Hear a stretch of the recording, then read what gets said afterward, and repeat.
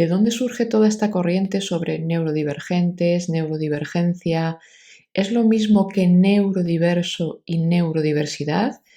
¿Y se contrapone a eso que algunos llaman neurotípico y neurotipicidad? Lo primero a señalar es que este movimiento no viene del mundo hispanohablante, sino del mundo anglosajón. De hecho, estos términos no aparecen en la Real Academia Española, que como sabéis se dedica a la regularización lingüística en todo el mundo hispanohablante, y nos tenemos que marchar al diccionario de Cambridge. En su web nos dice que neurodivergente es tener o estar relacionado con un tipo de cerebro que a menudo se considera diferente de lo habitual, por ejemplo, el de alguien con autismo, y lo contrapone a neurotípico, que sería no tener o no estar asociado con una condición cerebral como el autismo. También señalan que neurodivergente estaría relacionado con neurodiverso, es decir, con la idea de que las personas tienen una variedad de diferentes tipos de cerebro, incluidas aquellas con y sin autismo, que deberían considerarse como parte de la vida humana normal. Y continúan con el TDAH, el autismo y la dislexia son ejemplos de afecciones neurodiversas. Lamentablemente, muchas personas crecen pensando que sus síntomas neurodiversos son defectos de carácter. Partiendo de estos conceptos, que luego veremos con datos científicos si se sustentan o no, nos vamos a la web por el movimiento neurodiverso de Reino Unido. Insistimos, esto no es un movimiento del mundo hispanohablante, al menos no en sus inicios. En esta web, que os vamos a mostrar por aquí, os dejamos también en la descripción del vídeo, explican qué es el movimiento neurodiverso, cuál es su origen, qué pretende, el activismo que se está llevando a cabo, etcétera, etcétera. El comienzo de este movimiento data de la década de los años 90, no es de ahora, y comenzó en foros de internet donde multitud de personas se autoidentificaban como autistas. Algunas tenían el diagnóstico oficial y otras no. Este tipo de foros los hubo también en español, pero diría que unos cuantos años después, yo de aquella ya los ojeaba al principio de la carrera de psicología, y yo leía muchas cosas que de aquella, incluso con mi poco conocimiento, ¿no?, sobre el autismo, no me encajaban con lo que sabíamos, por lo menos, o lo que te contaban en la facultad, y a día de hoy lo pienso incluso con la variedad de perfiles que sabemos que existen, ¿no? Recuerdo además que había algún administrador que pedía informes médicos para poder dejarte entrar, algo que evidentemente a día de hoy, ¿no?, es absolutamente denunciable. Y más aún cuando en esos foros había personas que decían ser menores de edad. Pero bueno, no me voy a desviar del tema. Si os metéis en esta web del Reino Unido, veréis que indican específicamente que este no es un movimiento por el autismo, que eso va aparte, sino que es un movimiento general a la hora de incluir o abogar por todas las neurominorías, que luego incidiremos sobre esto. Podemos decir que hay 4 o 5 cabezas visibles del comienzo por el movimiento de la neurodiversidad. Uno, Ari Nieman, americano-israelí, cofundador y presidente de ASAN, por sus siglas en inglés, o Red de Autodefensa del Autismo en español, que es una organización que promueve la autodeterminación y los derechos civiles de las personas con autismo. Estuvo al cargo unos pocos años, entre 2006 y 2010 aproximadamente, momento en que lo llamó Barack Obama para que formase parte del Consejo Nacional sobre Discapacidad cuando tenía Ari apenas 20 y poquitos años. Estuvo ahí hasta 2015-2016 aproximadamente y es, a día de hoy se lo conoce, ¿no?, como profesor, conferenciante, consultor, escribe artículos sobre discapacidad en varios periódicos, etc. It's my great honor to introduce Ari Niemann, ASAN's executive director and co-founder with Scott Robertson. One of the reasons why I'm here is because I wrote a history of autism called Neurotribes that was published last year. Through the decades of horrific injustice and indignity and horror visited on autistic people, I kept waiting for some heroes to arrive in my story. That once I had met Ari and also found out about what ASAN had been doing, that they were the people that we had been waiting for. And I used to tell my husband that, don't worry, the cavalry is coming in the story. Ari was ASAN. And in the last several years, since I first talked to Ari, I consider Ari not just, a great source for my book, but a human being who takes very, very seriously the ancient Jewish value of tikkun olam, or healing a broken world. Everything that Ari does and says in some way helps heal this broken world.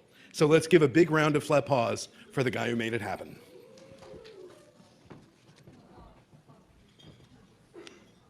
Thank you, Steve. Thank you for that wonderful introduction. And what I to do at the ASAN Gala is to send a message of welcome to all of us. And you're all a part of that.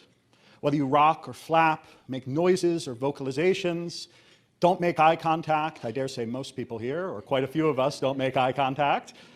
We want you to know that you are welcome here. You are a part of our community.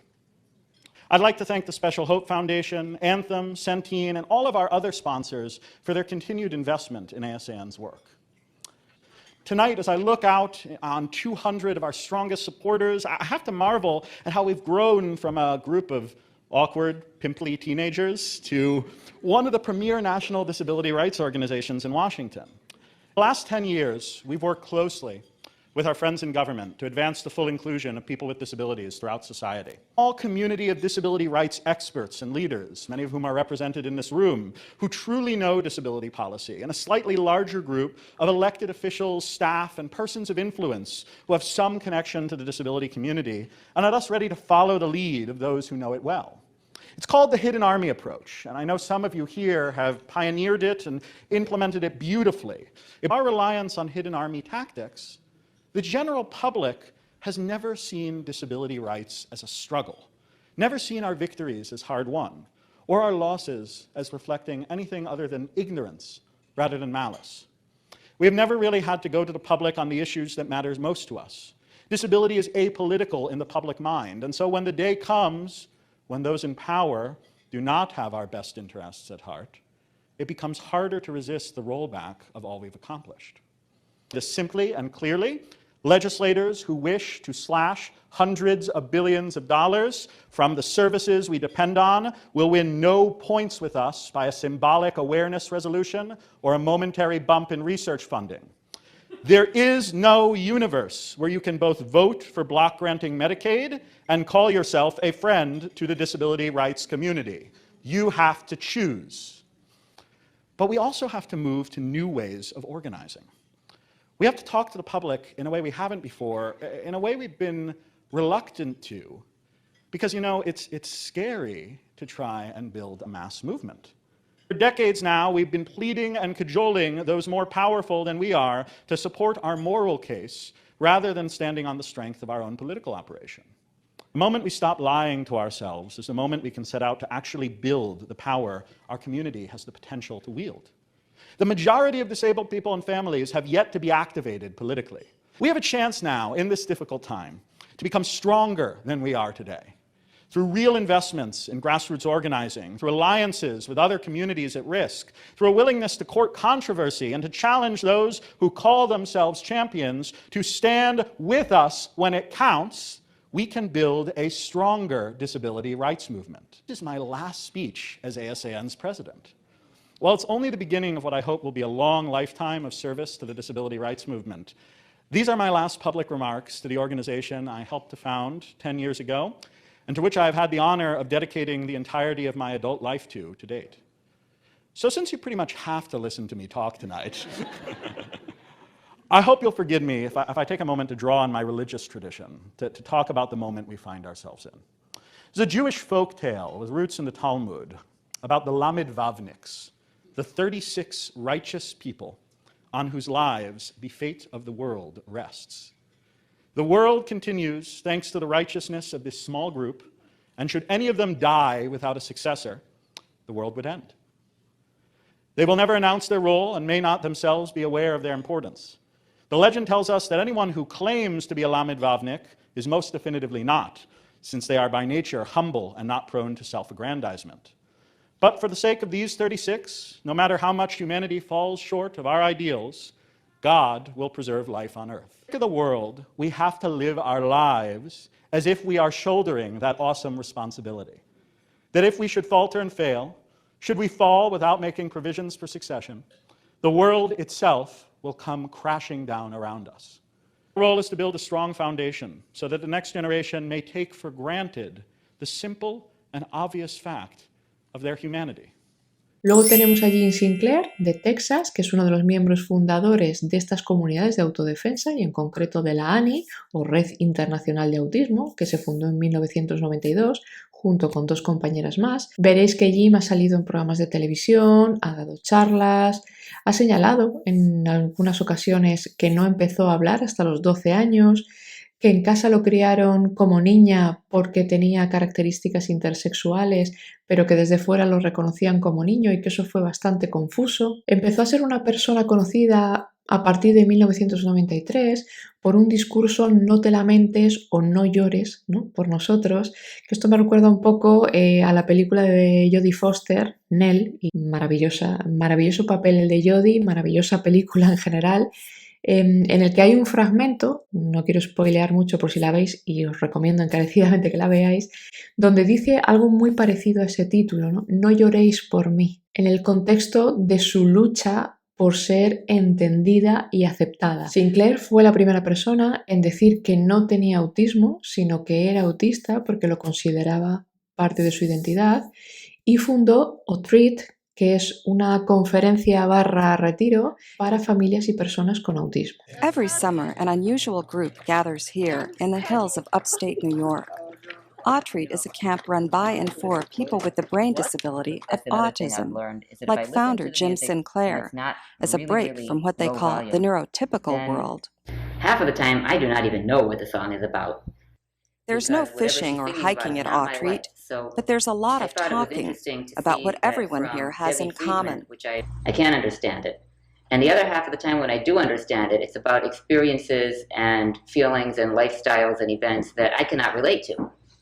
It's been a way for autistic people to come together and learn about each other and learn some of the things that one may never have associated with autism, especially if all the information you have about autism is what you see in the literature, which is all negative and kind of biased towards seeing autism as pathological.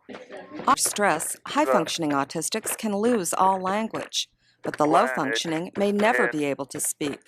Derek uses a keyboard. His conversation is limited to asking questions.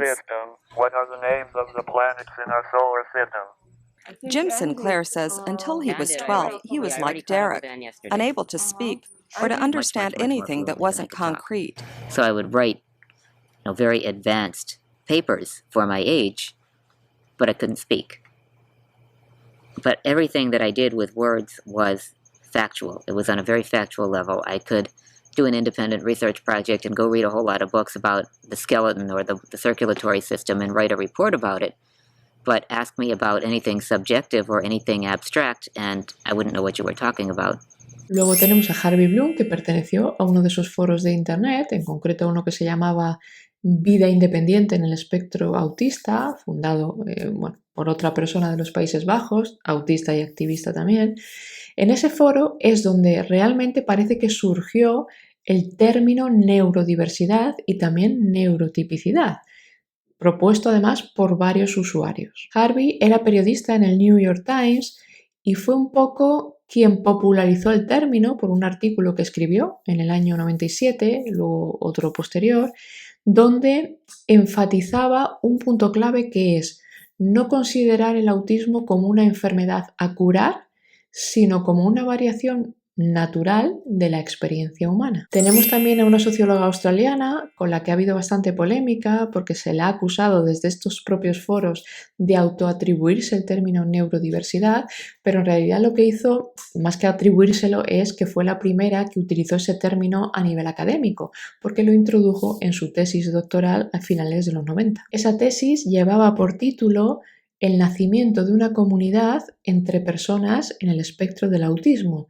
una exploración personal de un nuevo movimiento social basado en la diversidad neurológica. Posteriormente recogió algunas de estas ideas en un libro que os vamos a mostrar por aquí, os vamos a dejar también en la descripción y que por supuesto hemos leído para hablar con propiedad. En el libro hace referencia a Michel Foucault, que como sabéis en su momento habló de cómo la sociedad moderna crea la categoría de locura para excluir a los que no se ajustaban a los criterios, valores, principios establecidos por una sociedad en un momento dado, ¿no? Y por ello su comportamiento / pensamiento / funcionamiento se tilda de irracional, de anormal, de inaceptable, señalando además cómo las instituciones, hospitales, escuelas, etcétera, normalizan a los individuos. Claro, esto se puede conectar con el movimiento por la neurodiversidad por sus críticas con respecto a tratar de corregir las diferencias neurológicas. Pero es que un tratamiento, una terapia, un abordaje, al menos en 2025, no va de eso, va de que la persona gane en autonomía. Otra cosa que aparece en el libro es que el espectro autista no es solo una categoría clínica, sino que impulsa una política de neurodiversidad. Es decir, que aquellas personas neurológicamente diferentes deben ser vistas como una categoría política con sus derechos y perspectivas propias, de manera análoga a como tenemos reconocidas categorías como pueden ser clase, género o raza. A día de hoy ya manejamos conceptos diferentes, ni siquiera hablamos ya casi de lo que es el espectro del autismo. Sin embargo, hay muchas personas dentro de estos grupos que te corrigen, ¿no?, en redes sociales y ni siquiera saben que tenemos investigaciones nuevas con respecto a eso. La cuestión es que hacer una categoría política de esto sería inviable, porque ¿cómo acotas fehacientemente quién entra en esa categoría y quién no, excepto que tengas un diagnóstico clínico? Pero si decimos que no son trastornos, entonces ¿quiénes tendrían esos derechos? ¿Todos aquellos que se autodefinan o se autoidentifiquen como neurológicamente diferentes? Porque eso sería un caos. La neurodivergencia es un posicionamiento político, un movimiento social, no es un diagnóstico, así que sí, cualquier persona que quiera ser neurodivergente puede ser neurodivergente. Judy también conecta la neurodiversidad con lo que es el modelo social de la discapacidad, que argumenta que las barreras que enfrentan las personas con distintas discapacidades no provienen únicamente de su condición, sino de cómo la sociedad está estructurada, ¿no? Cómo hay una estigmatización, cómo hay una falta de accesibilidad, etc. Es decir, habla de cómo la sociedad debe adaptarse para ser más inclusiva. Bueno, yo creo que esta es una idea en la que todos estaríamos de acuerdo, ¿no? Lo que pasa que eso es una cosa y otra cosa es decir que los trastornos del neurodesarrollo o cualquier tipo de discapacidad o una enfermedad, lo que sea, son constructos sociales y ya. Otra idea que plantea es que la neurodiversidad revela que las formas de sentir, de percibir, de procesar la información varían ampliamente incluso entre personas que no tengan una discapacidad visible. Esto lleva a que las ideas tradicionales sobre normalidad no encajan con la diversidad neurológica. Bueno, esto de entrada lo podemos enlazar con el temperamento, eso que traemos de fábrica y por tanto biología, y con cómo se va construyendo nuestra personalidad por factores externos, ¿no?, ambientales, de entorno, de crianza, etc. Pero eso lo tenéis explicado en el vídeo Comprendiendo la personalidad. De alguna manera vemos que invita a una sociedad más flexible, que acepte y que incluso celebre las diferencias neurológicas como parte de la experiencia humana en lugar de patologizarlas. Pero es que las diferencias neurológicas no se patologizan. Lo que se patologiza son los signos y síntomas que causan un deterioro funcional en la persona y o en su bienestar o en su calidad de vida en base a unos criterios diagnósticos específicos. El diagnóstico comienza con la iniciativa de la persona, normalmente porque tiene grandes problemas en el trabajo, en las relaciones sociales, en cuestiones de aprendizaje, en su bienestar emocional.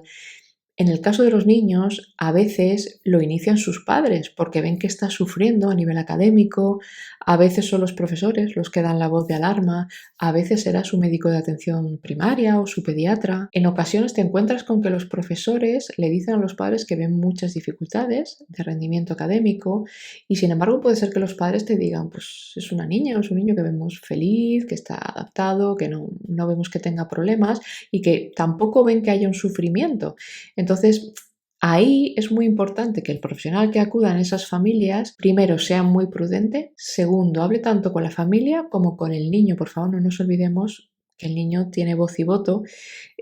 Hablar con la tutora o con los distintos profesores, hacer una buena exploración cognitiva, evaluar las competencias académicas, plantearse una serie de objetivos y entre todos tener un consenso sobre cómo intervenir para mejorar la vida de ese niño. Otras figuras destacadas en lo que sería el movimiento por la neurodiversidad serían Steve Silverman, que escribió Neurotribes, ¿no?, algo así como Neurotribus, una especie de manifiesto por la inclusión, enfatizando que las personas autistas no necesitan ser arregladas, sino apoyadas para prosperar. Y Andrew Solomon, que escribió Far From the Tree, sobre familias que enfrentan la sordera, el enanismo, síndrome de Down, autismo, esquizofrenia, niños que son prodigios, niños que fueron concebidos en violaciones, que se convirtieron en criminales, que son transgénero. Es decir, es un poquito el autor que se sale de lo que sería el autismo y se va a otras neurodivergencias. Y de hecho tenéis un documental en Netflix que os ponemos por aquí. Os hemos dado una pequeña pincelada de todos estos autores, pero os invitamos encarecidamente a que busquéis información sobre cada uno de ellos y sobre otros que puedan estar adscritos a este movimiento antes de tomar decisiones. Otra cosa que vemos mucho en estas comunidades es el término capacitismo, ¿no? Es decir, la discriminación de las personas con discapacidad. El problema es que si dices trastorno del neurodesarrollo, ya te señalan como capacitista, pero no, lo que sucede es que como profesional nos tenemos que dedicar a la ciencia y que no utilicemos, ya lo hemos dicho más veces, que tú no utilices el lenguaje del usuario no quiere decir que no haya respeto. Lo que quiere decir es que somos rigurosos profesionalmente con el conocimiento más actualizado. Y con esto vamos a reflexionar con datos científicos sobre distintas cuestiones que plantean en estas comunidades, movimientos, foros, grupos. Lo primero es preguntarnos, ¿qué significa un cerebro diferente de lo habitual? Porque, ¿qué es lo habitual en este sentido? ¿Y qué es una variedad de diferentes tipos de cerebro? El término neurotípico, según este movimiento, se utiliza para describir a personas cuyo funcionamiento neurológico se alinea con los patrones considerados típicos o estándar por la sociedad. Pero es que no es por la sociedad, es por las décadas de investigación que tenemos sobre cómo funciona el cerebro. Hoy día sabemos que cada persona tiene un patrón anatómico y de conexiones cerebrales único, como una especie de huella digital que te identifica entre muchas otras personas. Hace ya más de una década que se habla del conectoma humano y no sé si os sonará el Human Brain Project, que es una iniciativa científica a nivel internacional de Europa y Estados Unidos para reunir a científicos de distintas especialidades y crear modelos detallados del cerebro para conseguir desentrañarlo. Bien, pues tenemos ya bastantes estudios donde se han analizado los datos de muchas personas y se han encontrado patrones de cómo las regiones del cerebro se comunican entre sí de forma tan específica que pueden identificar a una persona independientemente de la tarea que esté llevando a cabo o incluso si se analiza días después. Es como si nuestro cerebro de alguna forma tuviese una firma que está siempre presente. Por tanto, ya de entrada no hay un cerebro típico o habitual científicamente hablando, igual que no existe el alumno medio, esto ya lo hemos dicho varias veces. Todos los cerebros son diferentes. No hay dos cerebros iguales en el mundo, ni siquiera de gemelos monocigóticos. Lo que compartimos es una arquitectura general que permite funciones comunes, ¿no? Lenguaje, memoria, atención, razonamiento, cognición lógica, etcétera, etcétera. Pero son características compartidas que definen la especie humana. Si tenemos esto en cuenta, entonces técnicamente todos somos neurodiversos, con lo cual no hay neurominorías. Eso es un término y una concepción popular, ¿no? Sobre todo de estos foros, pero no científica. ¿Vale? Y por tanto no hay un cerebro típico, ni habitual, ni normativo. Lo que sucede es que el origen de los trastornos del neurodesarrollo se encuentra en cómo se van formando los circuitos neuronales. Y hay tres aspectos fundamentales que van a influir y que explicamos habitualmente en las formaciones a profesionales. Uno, las predisposiciones genéticas, es decir, la base biológica que establece el diseño inicial del desarrollo neuronal. Nuestros genes son los que marcan las directrices para la creación, la estructuración y el funcionamiento inicial del cerebro. Las diferencias genéticas lo que hacen es explicar por qué algunas personas tienen mayor predisposición a desarrollar unas habilidades cognitivas determinadas, memoria, atención, etc., que no determinísticas. 2. La expresión genética puede ser modulada por factores ambientales, ¿no? Lo que conocemos como epigenética.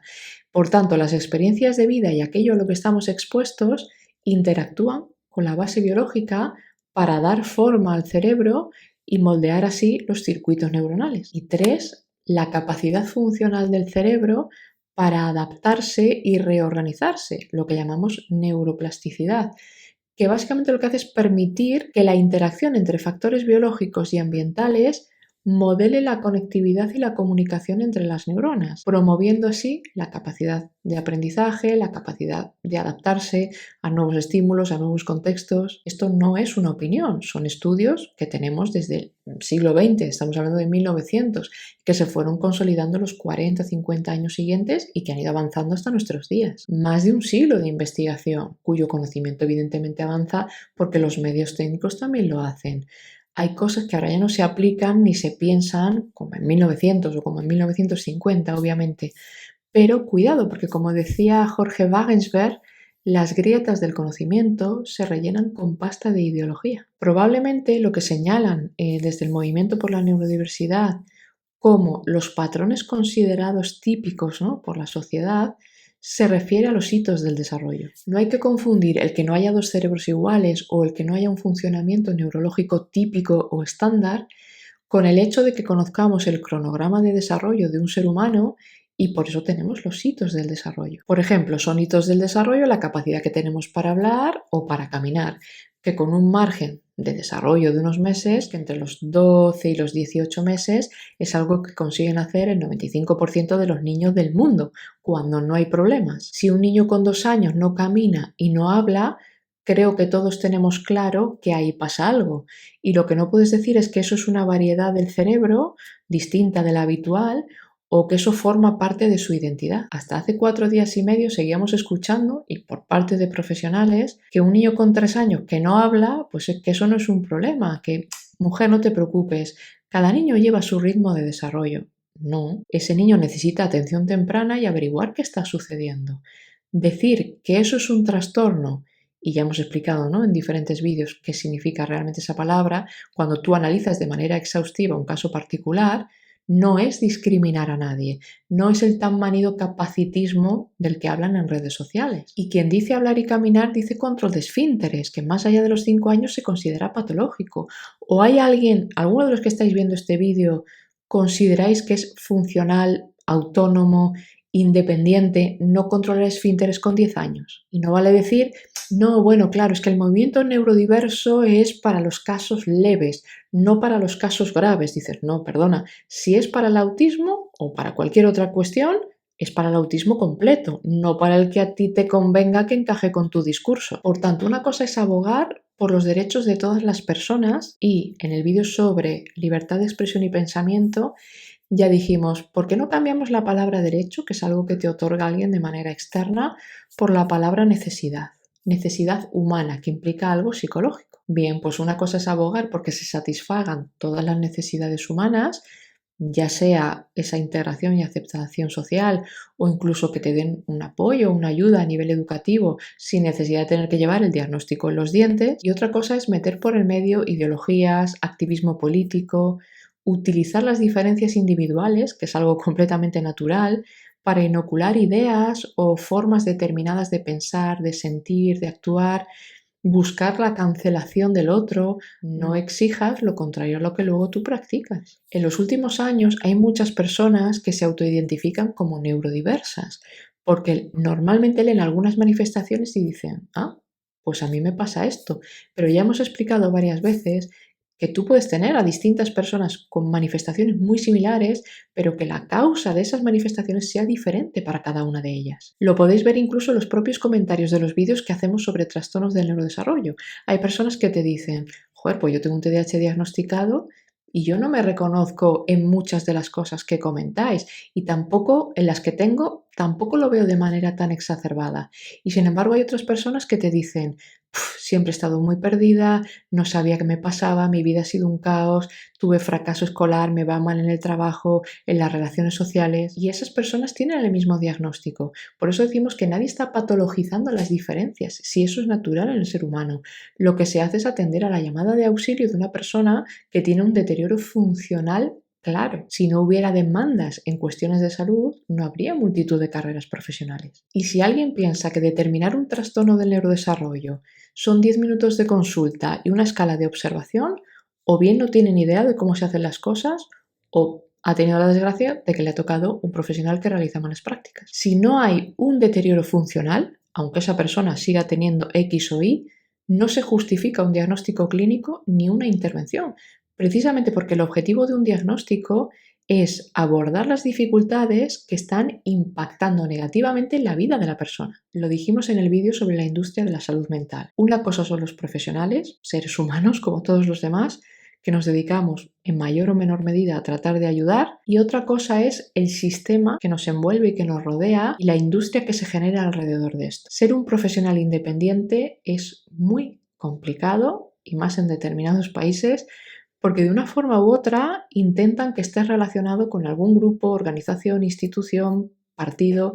A veces incluso te obligan a ciertas cosas por ley. Por tanto, teniendo en cuenta que este es un tema en el que también están involucrados niños, mucho cuidado, no precipitemos las cosas, prevención siempre para evitar que las dificultades empeoren, se cronifiquen y luego sea mucho más difícil solucionarlas o minimizarlas. Huyamos, por favor, de los extremos, de los fanatismos, de la radicalización, de la politización de la vida, y no nos olvidemos que lo que tenemos delante son personas.